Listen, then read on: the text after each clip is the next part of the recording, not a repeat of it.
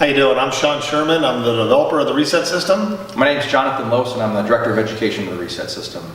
Today we're going to talk about the human movement system and kind of the unifying theory of rehabilitation. And I think it's important for us to talk about this because of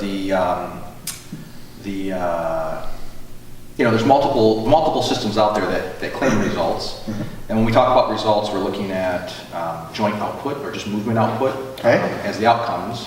And it's usually a product of either reduced pain and or increased performance. And we've talked about the continuum of where rehab is at in terms of is your role a personal trainer, a physical therapist, and you're increasing performance, and you're basically increasing performance with available resources so that the body can move more efficiently. Okay. And when we look at human movement, we break this down, we have to look at the elements of what contributes to joint output or to movement. And we kind of tiered that out in terms of the cognition perception is the start of all movement, whether it's conscious or unconscious. And then the nervous system is the first tier, and that controls all muscular input, which is the second tier, mm-hmm. which controls all articular output, which is the third tier. And then you result of the interaction of those three systems, the hardware is output or joint movement. Okay. And then what's unifying all that together is the processing, the motor control aspect.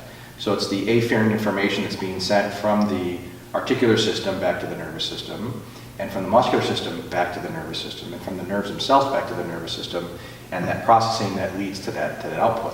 Okay. So I think what's important is that the Reset System itself doesn't replace any other tools out there.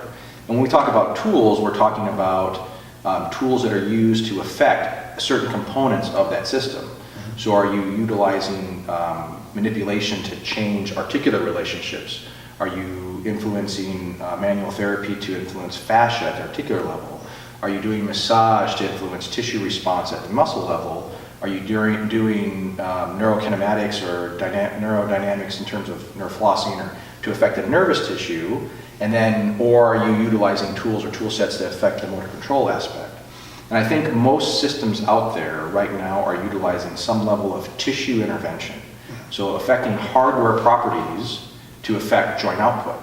Mm-hmm. What that means is that you're going to have great results when your tool is valid and using on the tissue that you're supposed to. So if you have a client or patient that has a tissue issue, like muscular issue, mm-hmm. then that tissue intervention is going to hit great results. But if you're trying to use that same tool and the patient or client actually has articular issue or a neural issue or a motor control issue, you're not going to get the same results. And so that's what's nice about Reset is that we don't address the articular relationships directly. We don't address the tissue relationships directly. What we're looking specifically at is the motor control component. I think we're going to talk a little bit of mm-hmm. what evidence we have that dictates why the motor control instantaneous results versus mm-hmm. motor learning versus motor control. But I think that's a very long introduction at the human movement system and how we can at least take a step back, look at what's going on, and intelligently decide, well, this system is working because it was the right tool for the right tissue, right mm-hmm. issue, and it might not work because of this, because you're trying to use a tool. I guess I should use an analogy. It's like trying to use a hammer for a nail, perfect tool for the right job. Mm-hmm. I mean, we can talk in detail that you have like 30 different hammers for that appropriate nail. Mm-hmm. If you try to use a hammer for a screw, is it the tool or was it the practitioner's decision to have not the valid tool for that particular right? Aspect? And by being able to step back and gain some perspective on what we're dealing with, what's actually the problem. Sometimes what we think might be the problem right. is just a negative side effect of a deeper issue. Right. And you were talking about looking at various hardware levels, looking at just the nervous tissue or the muscular tissue or the articular. But I think you kind of hit around it too. I think that looking at this motor control aspect, I think it's fundamental to improving movement for everybody, because clinically we're seeing that everybody is receiving help when we're kind of cleaning up the motor control issues. Right. Because without that, all that other stuff is like you've talked before about the muscles being the slave to the nervous system and the articular system be enslaved to the muscular system. In a lot of regards, or I guess in my view, I look at all of those hardware components are subjects or slaves to motor control. I would say, like it's a trickle-down effect, right? Right. So if you improve upstream information, you have downstream effects. And I think that's why this is kind of one of the things that I was alluding to in terms of the evidence. We're changing movement almost instantaneously, right? We're changing perception of pain almost instantaneously, and we don't really use pain as our guiding aspect. It's really the movement quality there. It's the pain is the end result of our sessions of trying to, if that's the complaint, that's what we're focused on. But it's more of the what's bringing on your pain, the test retest, right? It's painful when I squat, or we don't really care where the pain's at. It just goes that, hey, squatting is dysfunctional, and we're not even looking at, okay, it's the knee diving in, or a range of motion of the particular knee, or the ankle, or the hip. It's the generally that motor pattern is causing pain. Something's wrong, and if it is a tissue issue, we'll know relatively quickly, right? Because we're not able to make the change with the reset. Exactly, and that's where you need to actually do your corrective intervention exercise for tissue adaptation. Or refer out to somebody who's skilled and that's what they're taught. Or we reach in our toolbox and grab a different tool. We'll use whatever tool we want to use at that particular time.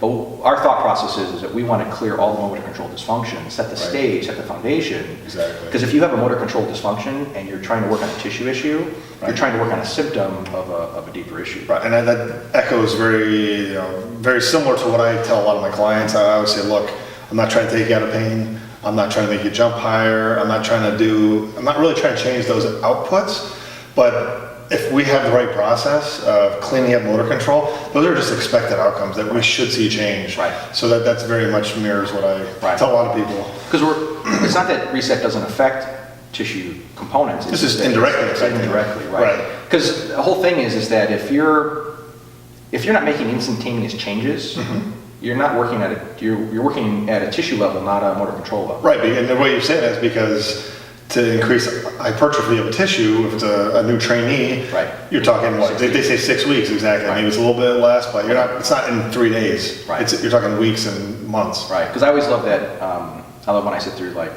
motor learning, motor control, and they say, oh, you need multiple X thousand repetitions. Yeah, 1,000 repetitions to change the movement. I would call it bullshit, right? If you stub your toe, or it's probably true if you're talking motor learning. No, maybe, but motor learning is or skill development, we'll say. Maybe. I think you're right. It's a totally different topic. I think what I was trying to point at is that if you do need to do multiple repetitions, you're starting to utilize a replacement strategy to make up for improper motor control input. I'd agree with that. And you're trying to get tissue adaptation to adjust the movement output.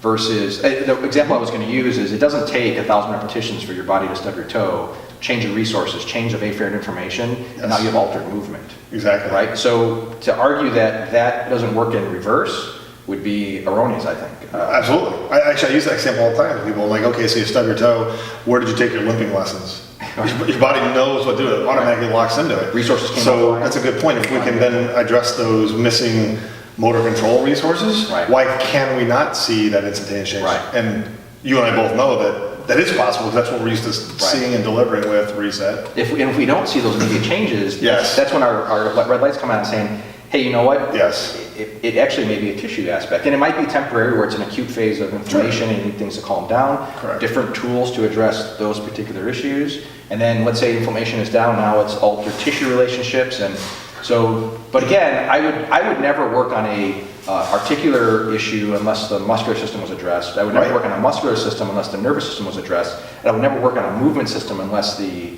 So I would say maybe not work on any of those unless you address motor control, because that's what's holding the whole thing together. That's foundational to what we're talking about. I would estimate. Why build a house with the foundations off? Exactly. So, yeah. I think kind of a little, it's sort of related. Because we talk about how we're looking to improve the functionality of resources or make those resources available again, right? And I think there's maybe confusion in the industry where people will say things like, well, I improved mobility, I improved stability, and those are the resources. And to that I say, well, those are actually outcomes of the human movement system, where Isolated outcomes of the There you go, isolated outcomes of the movement system. They're not the actual resources that movement is built upon. Right.